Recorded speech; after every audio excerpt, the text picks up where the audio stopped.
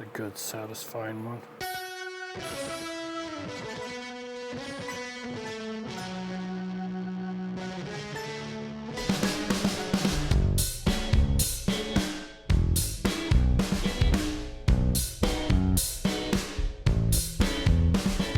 Keith Pitts, where are we? Where have you brought us here in Kalamazoo?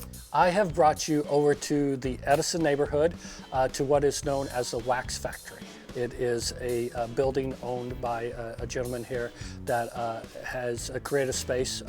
Right now there's 2 of us in here. At one point there was up to 4 or 5 of us in here. Describe the art of Keith Pitts. I see myself as a painter, but I'm trying to find different ways to approach painting. So I'm trying to find a way to create paintings, but make specific objects out of paint. That it's not about trying to create a false reality of something through paint. It's using paint and just letting paint do what paint does best. When did this artistic bug bite you? When I was 13, my mom died of cancer, and so what I discovered was art was kind of a way for me to process and deal with a lot of the trauma and the negative emotions I was going through, and not go through other avenues that often can not end up for the best. And so it really was something that I often say saved my life. And so that really kicked it in gear, if that makes sense. Like, I knew that this was something I was going to pursue because it brought so much positivity into my life. All right, let's talk current times. What is your art? And let's start with this. I'm a huge fan of an artist named Robert Rauschenberg. And during the 50s, I believe, created this whole series of red paintings. And so I decided I wanted to kind of do my own version of a red painting.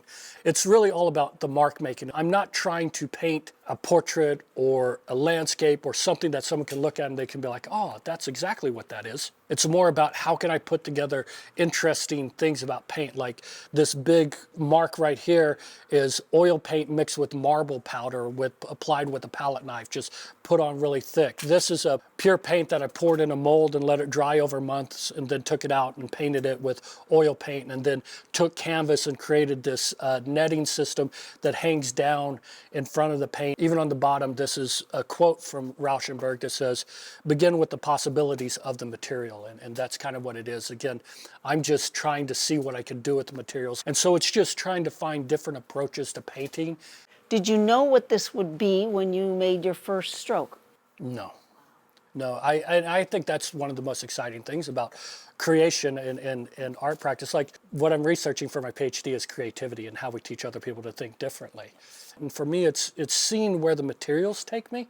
It kind of becomes a conversation at some point. Like I'll do something, the materials will kind of respond in a way, and so I have to adjust to it. And so it really is a journey. Each painting becomes a journey. Like sometimes I have ideas of where I want to go, but I never end up exactly where that idea was in my head. Describe the work behind you. This is a painting that I'm doing. I like the illusions. I've always loved kind of the play with the eyes and tricking you, where you're in those moments where you kind of think you're seeing something, you kind of don't. This image, I ran across it online. The red circle kind of, if you stare at it long enough, it's supposed to move. So this is my attempt at doing that. And so I brought it up to this point, but I have a lot more to work on it because I don't know if it's working the same. And I have another one over here that I'm working on because I wanted to see if the blue or the red vibrated more.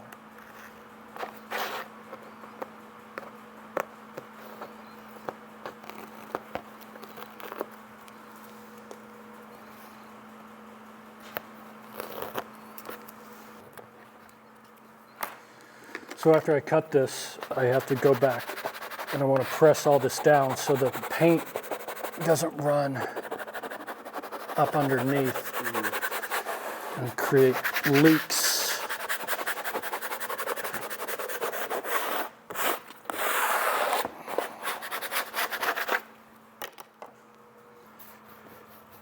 White's an interesting color because we think that it's all the same, but every different white has a different shade. I like this chalk paint white. It's really nice because how matte it finishes, but I do like titanium white. It's just a nice bright white. It's kind of like the white of the art world, it seems like.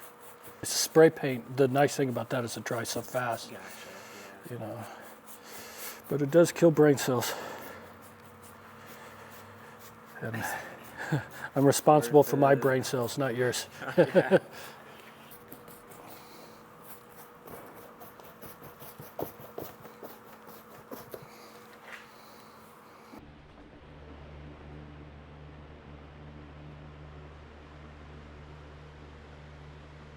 I wish it would be magical and just everything fall off at once, but and you can see kind of where it ran underneath, and so I'll have to go back in and touch all that up with the black.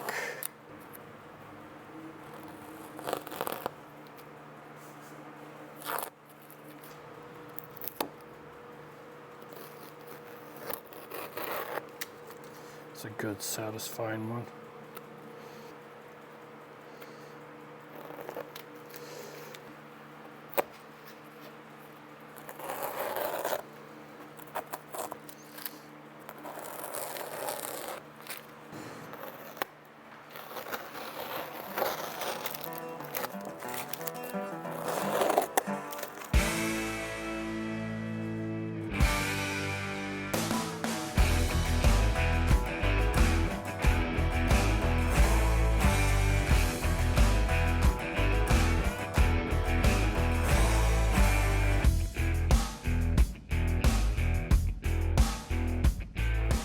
All right, so this should be the last. Okay, so you can see it needs touch up, but I mean, this is basically the thing. And when it goes on the diagonal, so I'll touch up all these little pieces. I'll scrape it off and then paint over it with black, and then I'll see what I want to do next. It bounces, good. And how important is it for an artist to find his or her niche, to find the true you, stick with it, and believe in it? Discovering your voice, for me, has been one of the biggest challenges for artists. Like for so many years, I thought that I needed to improve myself technically, which I've always had the technical skills. I've been building those, and I'm constantly building those.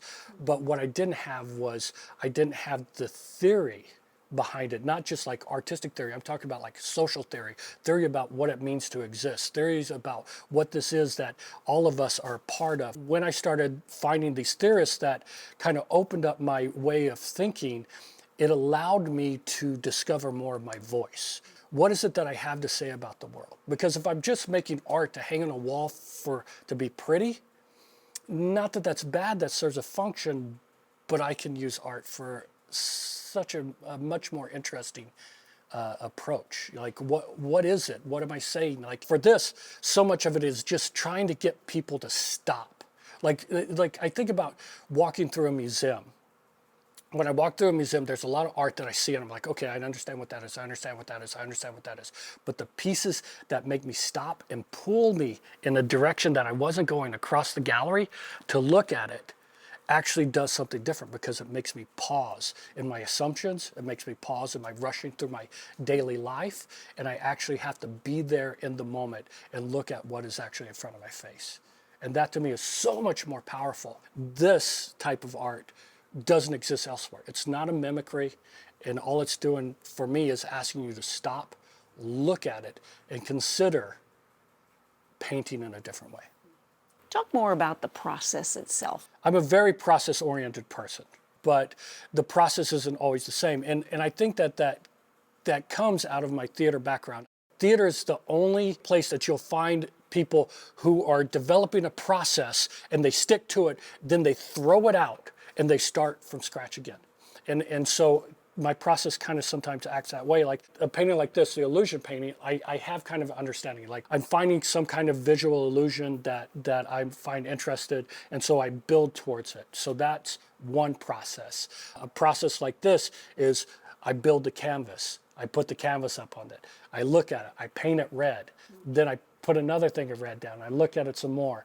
Then I draw a square in there with pencil, and I'm like, what how do I want to paint this? This is a completely different process. I became interested in this color. There's this color called Yves Klein blue. So Yves Klein was an artist, and when I add a binder to it, it darkens it and you lose that vibrancy. So I did a small painting where I drilled a hole and put powdered pigment and trapped it behind plexiglass.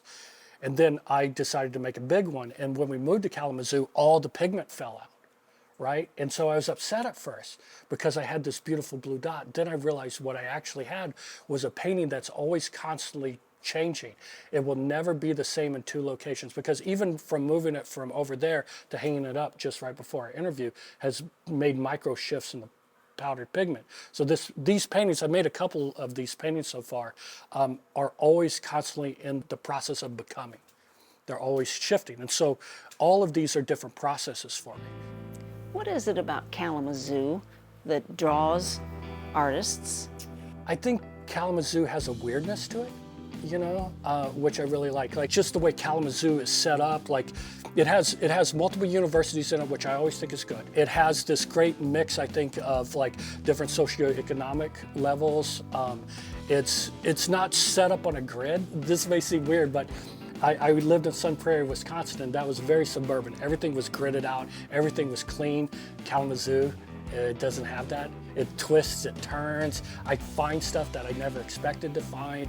And I think from an artistic point of view, that to me is so meaningful. So, someone wants to be a Keith Pitts. Where do we start? What's my resource? First thing I would do is stop trying to be me and start trying to be yourself. Like that took me years to learn, years. I'm 49, and I feel like it's only been since 45 on that I really have settled into who I am. Find those people that you look towards their work and it speaks to you, and then figure out what it is about that work and start figuring out how you can do it for yourself. That's a huge step, and just keep doing it. And just because you make one thing doesn't mean that it has to be perfect. Just because you make something that isn't successful doesn't mean that it's not a learning opportunity. Like I make more things that I do not like than things that I like. One, I don't control what other people see in it, so they may like something that I don't like. But I have to sometimes work through all those things that I don't like to get to a place where I need to be to make the one thing that I find is successful. Thank you for bringing the material to Kalamazoo. Yeah, absolutely.